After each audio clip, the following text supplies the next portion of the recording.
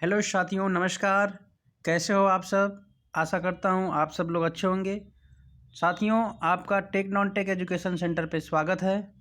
दोस्तों, आज हम लोग पढ़ेंगे जीव विज्ञान में बहुत ही इम्पोर्टेंट टॉपिक जंतु एवं वनस्पति ऊतक। इन सभी टॉपिक से रिलेटेड इम्पोर्टेंट क्वेश्चन को लेकर आए हैं हम लोग, और उसको डीपली अच्छे तरीके से पोस्टमार्टम करेंगे उस क्वेश्चन का साथियों। तो चलिए दोस्तों, हम लोग शुरू करते हैं क्लास शुरू करने से पहले हम आपसे कहेंगे, अगर आप हमारे चैनल पर नए हों तो चैनल को सब्सक्राइब जरूर करिएगा और बेल आइकन को ज़रूर दबाइएगा, ताकि आपको न्यू क्लास का नोटिफिकेशन आसानी से मिल सके। साथियों, इस वीडियो को ज़्यादा से ज़्यादा लोगों के पास और अपने स्टडी ग्रुप में ज़रूर शेयर करें साथियों। तो चलिए हम लोग शुरू करते हैं। हमारे इस चैनल पर daily current affair, biology, physics, chemistry और रेलवे के लिए एनालिसिस की क्लासेस डेली चल रही है साथियों। अगर आप इलेक्ट्रॉनिक्स इंजीनियरिंग की तैयारी करना चाहते हैं तो हमारे इस चैनल पर डेली इलेक्ट्रॉनिक्स इंजीनियरिंग की क्लासेस, प्रीवियस ईयर के question paper, digital electronics, communication system, इन तमाम टॉपिकों पे क्लासेस रेगुलर चल रही साथियों। तो जाइए हमारे चैनल से और अपनी तैयारी को बेहतर करिए। चलिए दोस्तों, शुरू करते हैं।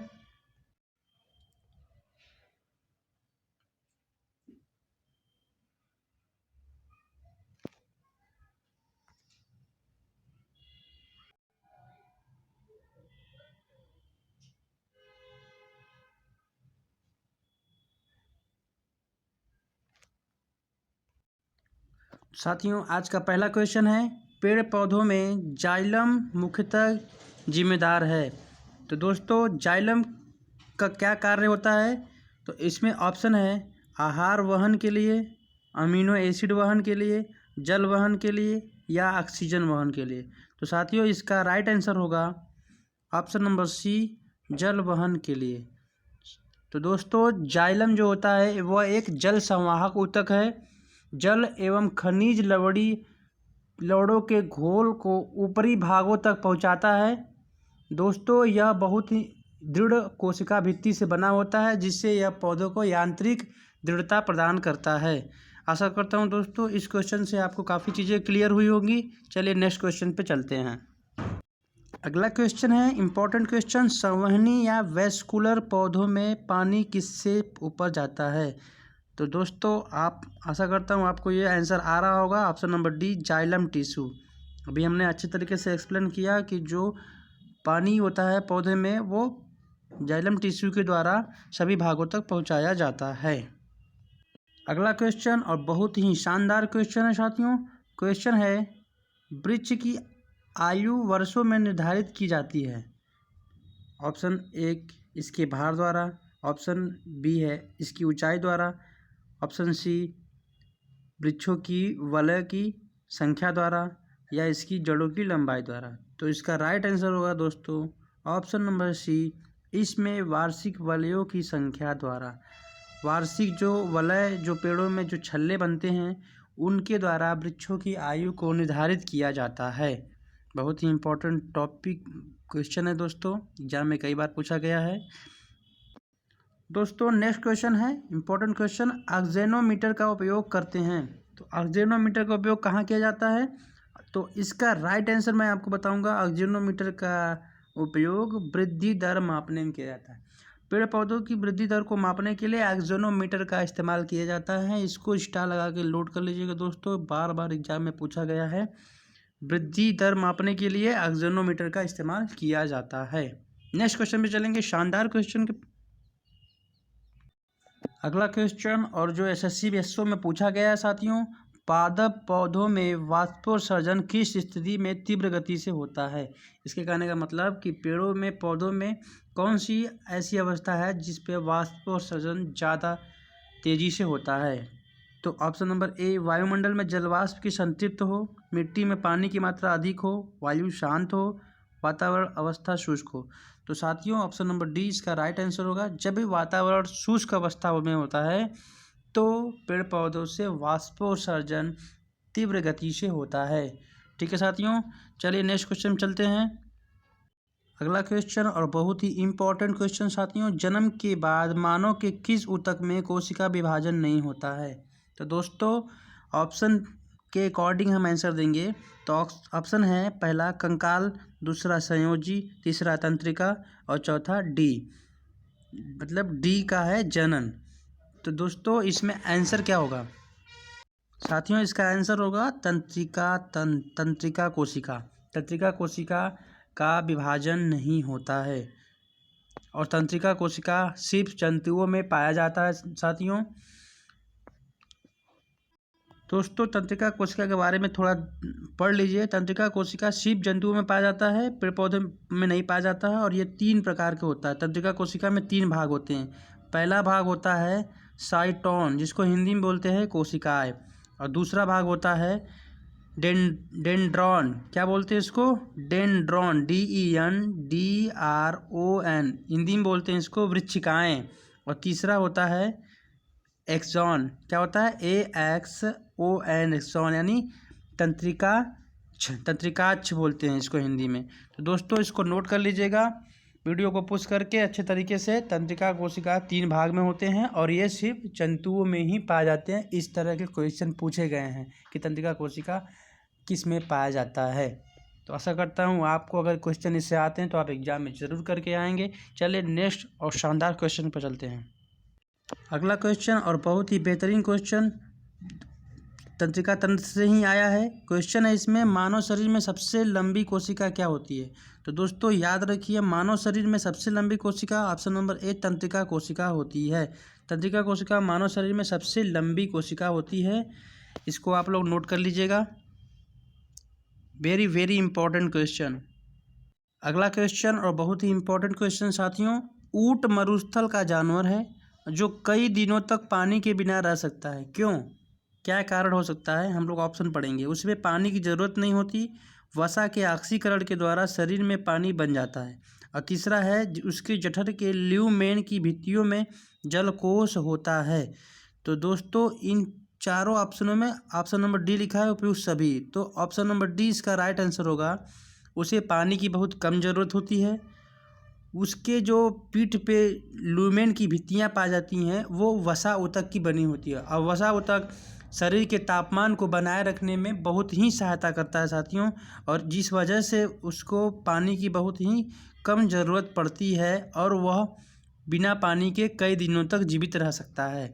तो आशा करता हूँ दोस्तों आपको इस क्वेश्चन से काफ़ी चीज़ें सीखने को मिली होंगी कि वसा ऊतक का क्या कार्य होता है, शरीर के तापमान को बनाए रखना, और दोस्तों और उसके ऊँट के पीठ पे ल्यूमेन की भित्तियाँ पाई जाती हैं जिसकी वजह से उसमें जलकोश बनते रहते हैं।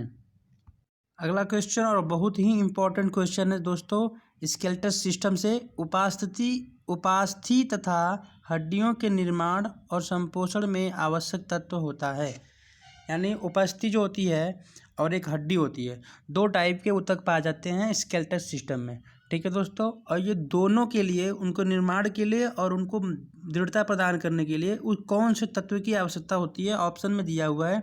तो ऑप्शन नंबर ए है मैग्नीशियम, ऑप्शन बी है कैल्शियम, ऑप्शन सी जिंक और ऑप्शन डी सिलिकॉन। आशा करता हूँ दोस्तों आपको आंसर क्लिक कर गया होगा और आपको पता हो गया होगा। बताइए कौन सा आंसर है, कमेंट में फटाफट जवाब दीजिए। Option number B right answer होगा कैल्शियम। कैल्शियम की वजह से हड्डी और उपास्थि ये दोनों का निर्माण होता है और ये काफ़ी मजबूत होती हैं। ठीक है दोस्तों, साथियों हम लोग पढ़ रहे हैं उपास्थि और हड्डी। तो हम उपास्थि के बारे में थोड़ा सा आपको बताएंगे अच्छे तरीके से कि उपास्थि एक लचीला ऊतक है। पहली बात, ये उपास्थि किसका ऊतक है? कंकाल संयोजी ऊतक 2 प्रकार के होते हैं, अस्थि बोन और कार्टिलेज, यानी उपास्थि 2।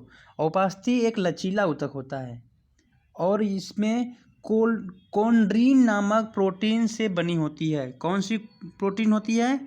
इसमें होती है कोन्ड्रीन नामक प्रोटीन।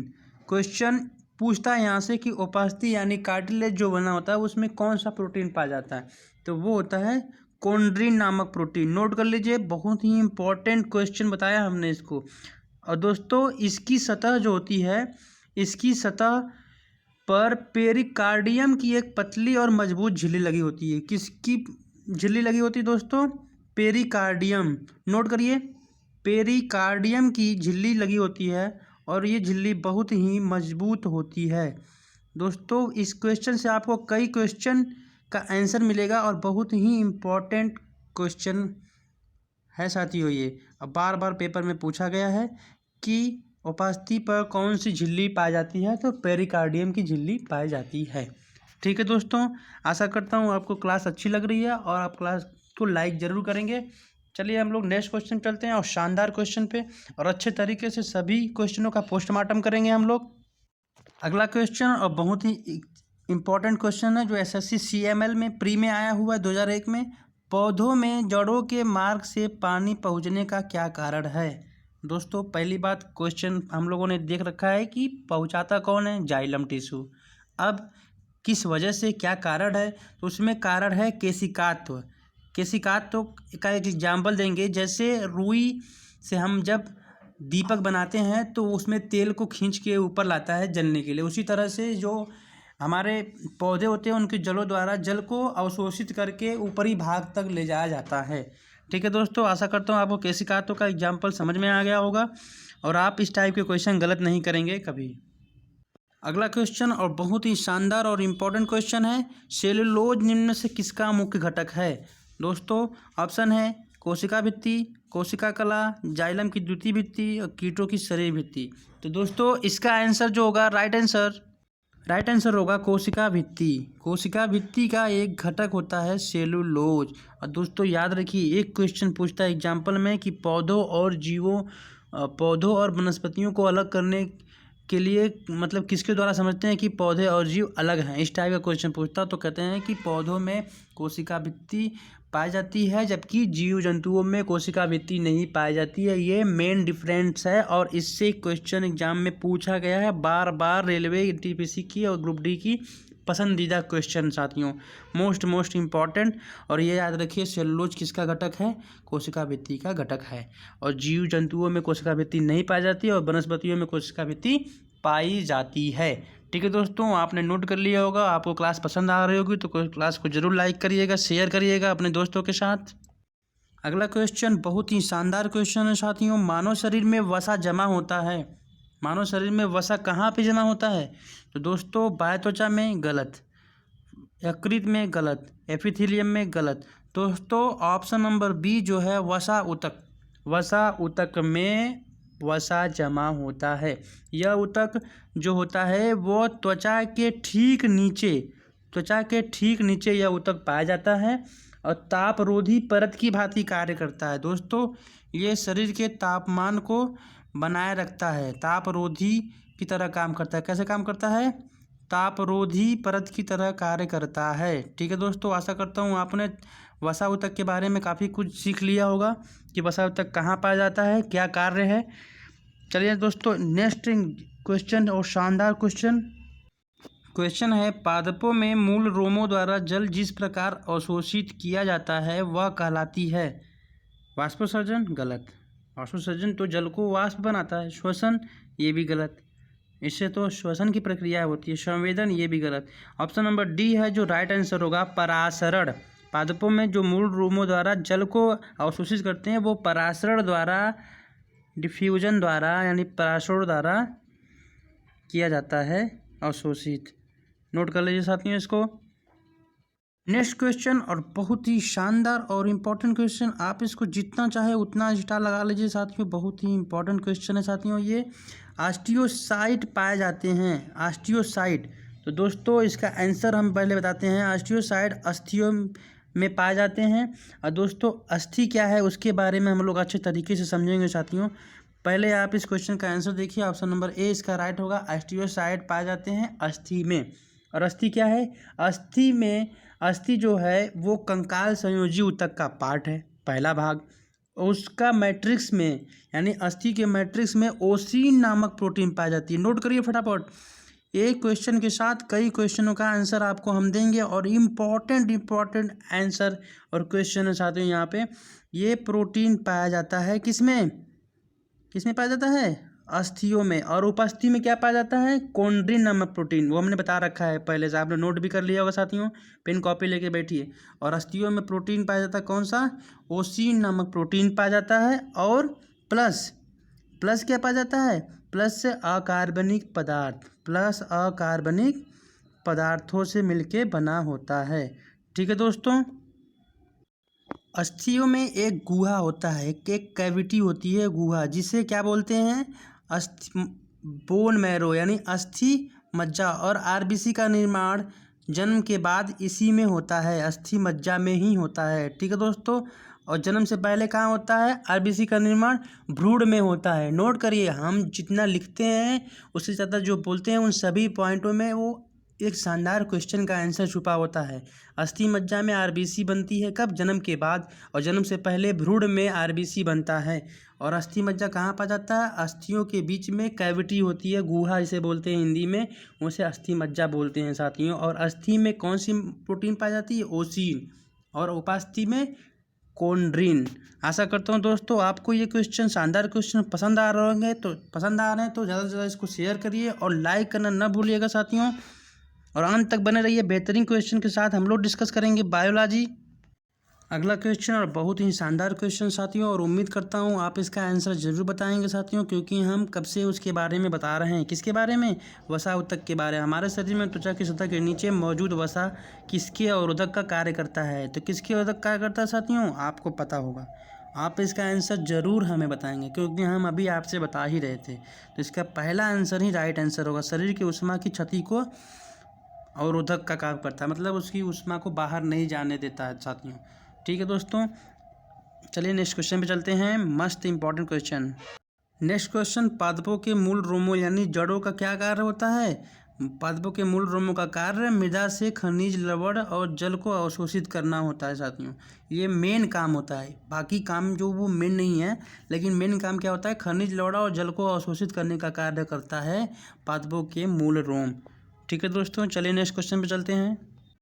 ये रहा आपका बेहतरीन क्लास और रेलवे का पसंदीदा, एसएससी का पसंदीदा क्वेश्चन, कंडरा यानी पेशबंदी होता है, जोड़ता है। किसको जोड़ता है? तो दोस्तों कंडरा या पेशबंदी जो होता है वो जोड़ता है पेशी को हड्डी से। किसको? पेशी को हड्डी से जोड़ने का काम कंडरा करता है। नोट कर लीजिए फटाफट, बहुत ही इंपॉर्टेंट क्वेश्चन, शानदार क्वेश्चन, बार बार एग्जाम में पूछे गए क्वेश्चन साथियों।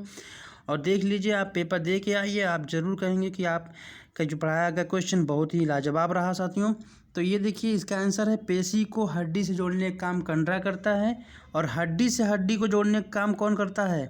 हड्डी से हड्डी को जोड़ने का कार्य कौन करता है बताइए? अगर आपको पता है तो कमेंट में आंसर दीजिए, नहीं हम बताते हैं इसका आंसर। हड्डी को हड्डी में जोड़ने का काम स्नायु करता है। क्या करता है? स्नायु, या इंग्लिश में बोलते हैं इसको लिगामेंट। क्या बोलते हैं? लिगामेंट किसको जोड़ता है? लिगामेंट जो होता है वह जोड़ता है हड्डियों को, हड्डियों से जोड़ने का कार्य करता है लिगामेंट। और पेशियों को हड्डी जोड़ने का काम करता है कंडरा।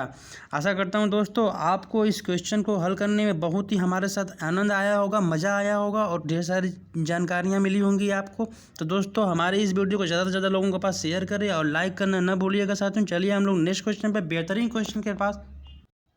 ये रहा दोस्तों आपका बेहतरीन question, SSC data entry operator LDC exam में पूछे गए बार बार क्वेश्चन। न्यूरॉन क्या होता है? क्या होता है न्यूरॉन?